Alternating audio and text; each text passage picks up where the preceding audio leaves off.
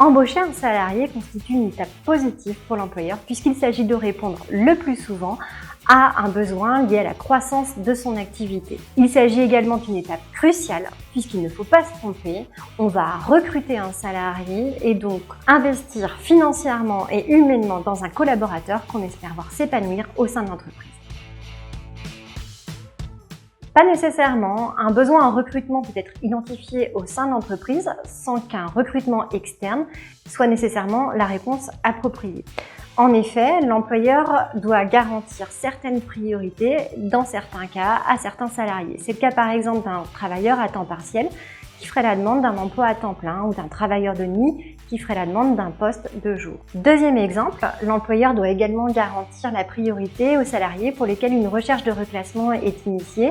Ça peut être le cas par exemple pour un salarié qui aurait été déclaré inapte par le médecin du travail ou encore pour un salarié dont le poste est supprimé dans le cadre d'une procédure de licenciement pour motif économique. Et troisième exemple, si une procédure de licenciement pour motif économique a été mise en œuvre récemment au sein de l'entreprise, attention, parce qu'une priorité de réembauche va s'imposer à l'employeur pendant une durée d'1 an. Il semble évident que tout critère discriminatoire est évidemment à bannir, qu'il soit fondé sur l'âge, la religion, le sexe, les opinions politiques ou encore les activités syndicales. Ça peut paraître évident, et pourtant, la Cour de justice de l'Union européenne a récemment eu à rappeler que le fait pour un employeur d'affirmer qu'il n'embauchera aucune personne LGBTI est discriminatoire, et ce d'ailleurs même si l'employeur n'est pas actuellement en phase de recrutement.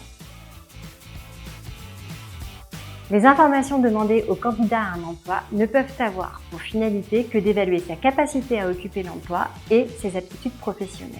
Et le Code du travail précise également que le candidat doit répondre de bonne foi aux questions qui lui sont posées par le recruteur et cela signifie qu'on ne s'invente pas des diplômes.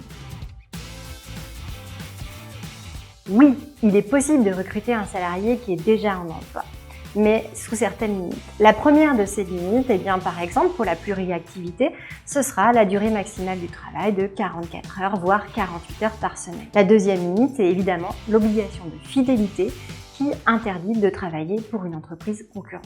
La troisième limite, ça pourrait être une clause d'exclusivité qui serait incluse dans le contrat de travail du candidat à l'emploi et qui empêcherait donc la pluriactivité. Il faut savoir également qu'il vous est possible de recruter un salarié qui vient de quitter un emploi précédent mais qui est toujours dans les effectifs de son ancien employeur.